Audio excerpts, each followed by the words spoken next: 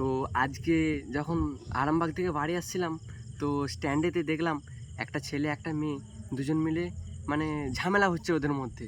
তো আমি দূর থেকে দাঁড়িয়েছিলাম, দিয়ে গেলাম, দিয়ে তো ছেলেটা মেয়েটার কাছে গেলাম, দিয়ে বললাম যে ভাই কী তোদের প্রবলেম হচ্ছে বল।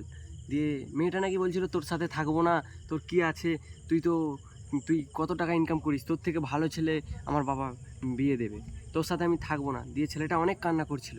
দিয়ে মেয়েটা শুধু ছেলেটাকে বলছিল যে তোর সাথে আমার যায় না, তুই 2 টাকার আমাকে খাওয়াতে পারবি না, তাহলে তুই কি আমাকে বিয়ে করবি, তুই কি আমার সাথে রিলেশন রাখবি। তো স্ট্যান্ডের মধ্যেই ছেলেটা অনেক কান্নাকাটি করছিল। তো সেটা দেখতে না পেরে আমি তাদের কাছে গেলাম। ছেলেটার নাম ছিল সঞ্জু আর মেয়েটার নাম ছিল রিয়া। ঠিক আছে, তো সঞ্জু রিয়ার মোটামুটি রিলেশনশিপ ওদের 3টে বছর। ঠিক আছে, তো কলেজেই পড়ে ওরা। তো এরকম ব্যাপার। তো ছেলেটাকে তারপর মেয়েটাকে আমি বুঝিয়ে বললাম, তো কোনো মতেই মেয়েটা মানতে চাইছিল না।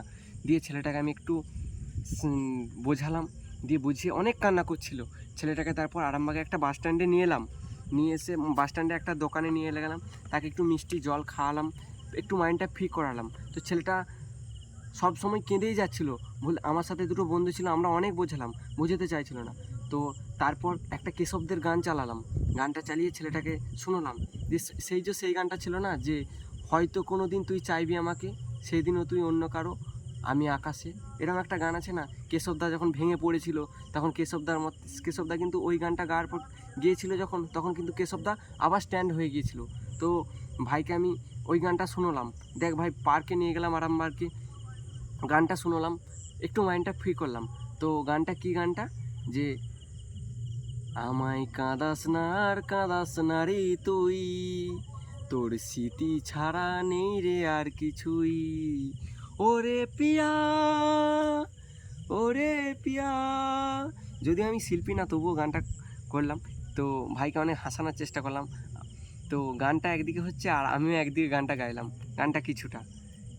আমায় কাঁদাস না আর কাঁদাস না রে তুই, তোর স্মৃতি ছাড়া নেই রে আর কিছুই। এই গানটা করানোর পর ছেলেটা খানিকটা কান্নাটা বন্ধ করলো।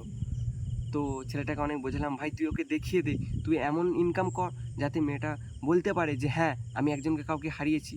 ছেলেটাকে বোঝানোর পর তারপর ছেলেটা একটু বোঝার পর তারপর ওকে ওর বাড়ি মায়াপুর সাইডে, তারপর ওকে মায়াপুরের সাইডে নিয়ে গেলাম। মায়াপুরে বাড়িতে তাদেরকে ওখানে দিয়ে এলাম। তো মেয়েটার বাড়ি ছিল এইদিকে রামজীবনপুর। তো এই হচ্ছে সঞ্জু রিয়ার ভালোবাসার কাহিনী।